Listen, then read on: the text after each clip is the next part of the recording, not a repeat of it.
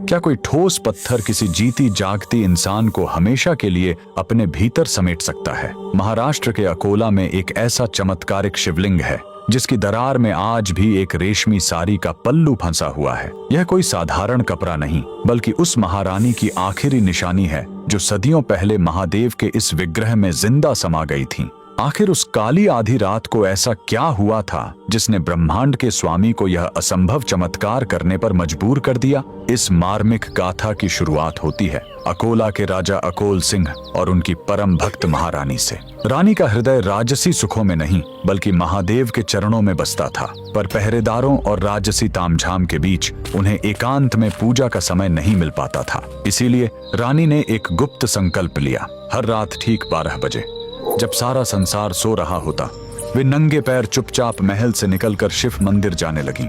लेकिन नियति को कुछ और ही मंजूर था। महल के गलियारों में विशैला संदेह पनपने लगा। दरबारियों ने राजा के कान भर दिए। महाराज, आखिर महारानी हर आधी रात को छुपकर किससे मिलने जाती हैं? शक का वह बीज राजा के मन में एक भयानक राक्षस बनकर जाग उठा। एक रात हाथों में नंगी तलवार लिए राजा अपनी ही पत्नी के पीछे मौत बनकर निकल पड़े। रानी जैसे ही मंदिर के गर्भगृह में पहुंची और शिव के ध्यान में लीन हुई, तभी पीछे से राजा की पदचाप सुनाई दी। अपनी ही पत्नी पर तलवार ताने खड़े पति को देख रानी का कलेजा फट गया। एक पतिव्रता स्त्री के लिए उसके चरित्र पर किया गया शक मृत्यु से भी बड़ी सजा थी। आंसुओं से भरी आंखों के साथ रानी ने शिवलिंग की ओर देखा और कातर स्वर में पुकारा, हे नीलकंठ, हे त्रिलोकीनाथ, अगर मेरी भक्ति पवित्र है और मेरा सतीत्व निष्कलंक, तो मुझे अभी इसी वक्त अपने चरणों में शरण दे दो। इस कलंक भरी दुनिया में मैं अब एक पल भी जीवित नहीं रहना चाहती। उसी क्षण पूरे मंदिर में एक अंधा कर देने वाली दिव्य रोशनी फैल गई।